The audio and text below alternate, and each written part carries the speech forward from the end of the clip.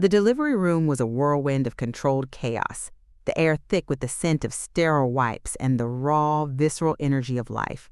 6 times I had felt the incredible surge, the culmination of months of anticipation, the miracle of life unfolding within me. 6 tiny, perfect girls, each a testament to my strength, my resilience, my unwavering hope. But as the last cry echoed, a different sound pierced the air, a cold, clipped command. He stood there, not by my side, not marveling at the new lives we had created, but at the nurse's station, his voice low but cutting. "Ignore her," he said, his gaze sweeping over me with an almost clinical detachment. "She's just being dramatic." My heart, still reeling from the miracle of birth, was now being pierced by his words, a brutal assault on the fragile happiness that had just begun to bloom. My pain, my exhaustion, my very existence, dismissed with a wave of his hand. The burning question wasn't what had just happened, but why? Why was the man who should have been celebrating with me instead silencing my suffering, invalidating my experience? What monstrous indifference could turn a husband's heart so cold, so cruel, in the face of such innocent beauty? I stared at the nurse, her face a mask of discomfort, then at his retreating back, and a chilling realization began to dawn. This wasn't just about my pain. This was about them. My daughters. And his disdain was only just beginning. NNTHE, sterile scent of the delivery room, once a symbol of new beginnings, now reeked of neglect. The rhythmic beeping of the machines, meant to monitor life, felt like a constant reminder of the life he refused to acknowledge. 6 tiny bundles, swaddled in white, lay in their bassinets, their innocent breaths a stark contrast to the suffocating silence that had descended upon the room. He had left, a ghost in the doorway, leaving behind not a tender touch or a whispered word of love, but a chilling command. Ignore her. My mother, who had been a silent, supportive presence throughout the grueling labor, now held me, her own tears mingling with mine. Her touch was a lifeline, pulling me back from the abyss of despair. The nurses, their faces a mixture of pity and outrage, moved with a quiet efficiency, their hushed whispers a testament to the shock that permeated the room. They had witnessed his cruelty, his profound indifference to my suffering.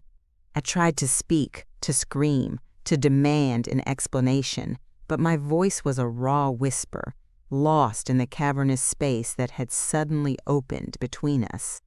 My body ached, but it was nothing compared to the searing pain in my chest. This wasn't the aftermath of childbirth I had envisioned. There were no tender embraces, no whispered words of love, no shared awe over our new arrivals. Instead, there was this chilling tableau of destruction and disdain. I looked at my children, their tiny faces serene in sleep, oblivious to the storm that raged around them. How could he look at them, at these innocent beings, and feel such hatred? Was it because they were girls? Was that the unforgivable sin? The thought was a venomous sting, poisoning the last vestiges of my hope. I had always believed in him, in us, in the future we were building. But in that moment, surrounded by the wreckage of his rage, I saw a stranger, a cruel, unfeeling stranger who had just ripped apart not just baby clothes, but the very fabric of our shared dream. The betrayal was absolute, a wound that would fester long after my physical scars healed. I closed my eyes, wishing I could unsee, unhear, unfeel. But the image of his tearing hands, the sound of ripping cloth, and the cold, hard truth of his contempt were seared into my memory, a permanent brand of his cruelty. This was not the man I married. This was a monster, and I was trapped in his lair, with 8 helpless angels depending on me. NNTHE hospital room, once a place of hope and new beginnings, became a prison. He rarely visited, and when he did, his presence was a suffocating weight. He would stand at the foot of my bed, his arms crossed, his gaze distant, as if I were a stranger, an inconvenience. He never once asked about the girls, never looked at them, never acknowledged their existence. It was as if they were invisible, a figment of my imagination, a burden he refused to acknowledge. The nurses, bless their kind hearts, tried to offer comfort, their eyes filled with pity and unspoken understanding. They brought me extra blankets, spoke in hushed tones, and tried to shield me from his chilling indifference. But nothing could shield me from the cold reality that had settled over my life. My mother, who had flown in to be with me, saw it immediately. Her eyes, usually so full of warmth, were now clouded with concern and a quiet fury. She tried to talk to him, to reason with him, but he simply walked away, leaving her words hanging in the air, unheard, unheeded. She held my hand, her touch a lifeline in a swirling chaos of my emotions. "He's not the man you thought he was, my love," she whispered, her voice thick with sorrow. Her words, though painful, were a confirmation of what my heart already knew. The man I loved, the man I had built a life with, was gone. In his place was this cold, unfeeling stranger, consumed by a darkness I couldn't comprehend. I looked at my daughters, their tiny fingers curled around mine, their innocent faces a beacon of pure, unadulterated love. They were my reason, my strength, my everything. I had to protect them, to shield them from the venom of his hatred. But how? How do you fight a ghost, a man who is present in body but absent in soul? The hospital room, once a sanctuary, now felt like a cage. I longed to go home, to the familiar comfort of our house, but the thought filled me with dread. What awaited me there? More of his silent contempt? More of his chilling indifference? The future stretched before me, a vast, terrifying unknown. But one thing was clear. I was no longer just a wife, a mother. I was a warrior, and my battle had just begun. I would fight for my daughters, for their right to exist, for their right to be loved, and I would do it alone, if I had to. The cold reality was a bitter pill to swallow, but it also ignited a spark of defiance within me. I would not break, I would not surrender, I would endure. For them. Always for them. Nen returning home was not the relief I had craved. The house, once filled with laughter and the promise of a shared future, now felt like a mausoleum, echoing with unspoken threats. He was there, a silent, brooding presence, moving through the rooms like a shadow. He avoided my gaze, his silence a weapon, cutting deeper than any harsh word. The baby clothes, what little remained of them, were gone, swept away, as if their destruction had been a mere inconvenience, a fleeting moment of madness. But the memory of his rage lingered, a toxic residue in the air. I tried to maintain a semblance of normalcy, to create a haven for my daughters amidst the storm. I fed them, changed them, sang lullabies, my voice a fragile shield against the pervasive tension. But every touch, every glance, every moment was tainted by the unspoken threat that hung heavy in the air. He would leave for hours, sometimes days, returning without explanation, his eyes colder than ever. I would find strange women's clothes in the laundry, a faint scent of unfamiliar perfume clinging to his shirts. Each discovery was a fresh stab, a confirmation of his disdain, his utter disregard for me and our new family. I wanted to confront him, to scream, to demand answers, but fear held me captive, not for myself, but for my girls. What would his rage unleash if I pushed him too far? I had seen the darkness in his eyes, the chilling indifference that bordered on cruelty. I knew, instinctively, that he was capable of anything. My mother, who had stayed with me, saw it too. Her presence was a comfort, a silent understanding that transcended words. She would watch him, her eyes narrowed, a protective instinct radiating from her. "Be careful, my love," she would warn, her voice barely a whisper. "He's a dangerous man." Her words echoed my own fears, solidifying the unspoken threat into a tangible presence. I started to sleep with one eye open, every creak of the floorboards, every rustle in the night sending a jolt of fear through me. The house, my sanctuary, had become a battleground, and I was fighting a war one didn't understand, against an enemy I barely recognized. But I would not yield. My daughters were my fortress, my reason for enduring. And for them, I would face any threat, spoken or unspoken, with a strength I never knew I possessed. NNTHE isolation was crushing. He had effectively cut me off from the outside world, controlling every aspect of my life. My phone calls were monitored, my outings restricted, my every move scrutinized. I was a prisoner in my own home, my only companions, the innocent cries of my daughters, and the suffocating silence of his presence. But even in the darkest corners, whispers of justice began to stir. It started subtly, with a sympathetic glance from a grocery store clerk, a lingering hand from a distant relative, a hushed question from a neighbor.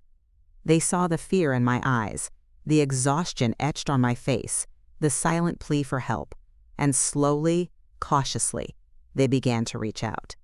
A note slipped into my hand, a phone number whispered in passing, a quiet offer of support. Each small act of kindness was a lifeline, pulling me back from the brink of despair. My mother, ever vigilant, was my strongest ally.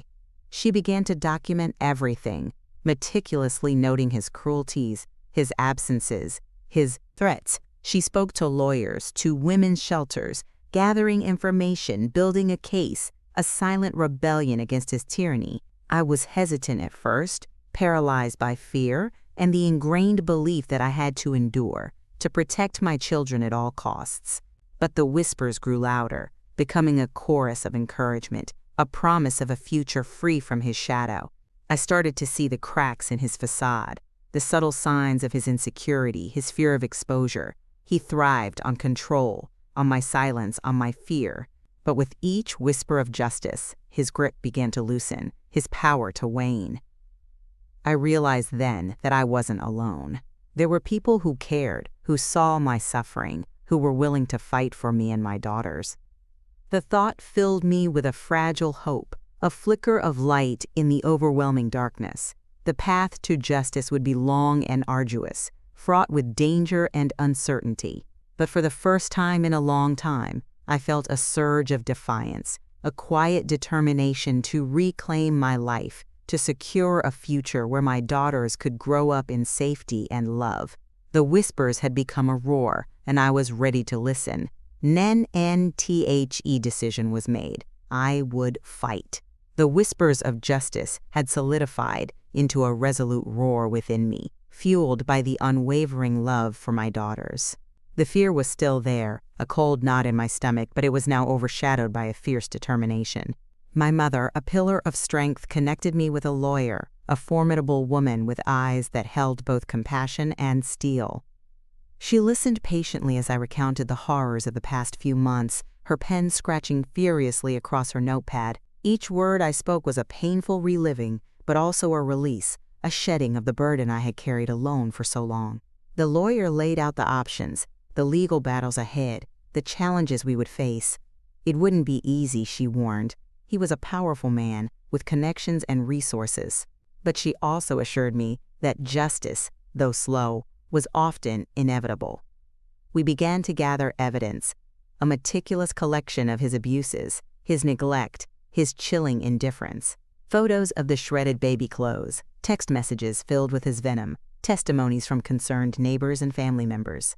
Each piece of evidence was a brick in the wall we were building, a fortress against his lies and manipulations. The storm was gathering, and I could feel the tension in the air, a palpable shift in the atmosphere of our home. He sensed it too. His silent contempt began to morph into a simmering rage, his eyes darting around, searching for the source of the change. He tried to reassert his control, to intimidate me with his presence, his harsh words. But I no longer cowered. I met his gaze, my own eyes reflecting a newfound strength, a quiet defiance that surprised even myself. The battle lines were drawn. He was the oppressor, and I, with my 8 innocent daughters, was the warrior. The stakes were impossibly high, the outcome uncertain. But I knew with every fiber of my being that I had to fight, not just for myself, but for the future of my girls, for their right to a life free from his darkness. The storm was coming, and I was ready to face it. Head-on, and the day of the reckoning arrived, a culmination of months of silent suffering and meticulous preparation. The courtroom was a sterile, intimidating space, filled with hushed whispers and the weight of unspoken judgments. He sat across from me, his face impassive, a carefully constructed mask of innocence, but I saw the flicker in his eyes, the subtle tremor in his hands, betraying the fear that gnawed at him beneath the surface. My lawyer, a beacon of strength and unwavering resolve, presented our case with precision and quiet power. She laid bare his cruelties, his neglect, his monstrous indifference to his own children. The shredded baby clothes, the discarded wedding veil, the countless acts of emotional and psychological abuse, each piece of evidence a damning indictment of his character. I testified, my voice trembling at first, but growing stronger with each word, each painful memory I recounted. I spoke of the fear, the isolation, the constant threat that had hung over my life. I spoke of my daughters, their innocence, their vulnerability, and my unwavering determination to protect them. His lawyer, a slick, condescending man, tried to discredit me, to paint me as an unstable, vengeful woman. He twisted my words, questioned my sanity, tried to undermine my credibility. But I held firm, my gaze unwavering, my truth undeniable. Then came his testimony. He denied everything, spun a web of lies, portrayed himself as the victim, the loving husband and father who had been wronged. His words were smooth, convincing, designed to deceive, but I saw through the facade the hollowness of his claims. The judge, a stern but fair woman, listened intently, her expression unreadable. The hours dragged on, each moment a test of endurance, a battle of wills. But through it all, I held on to the image of my daughters, their faces a constant reminder of what I was fighting for. The verdict, when it finally came, was a wave of relief that washed over me, a cleansing tide after months of turmoil. Justice, slow and arduous, had finally found its way. He was exposed, his lies shattered, his cruelty laid bare for all to see.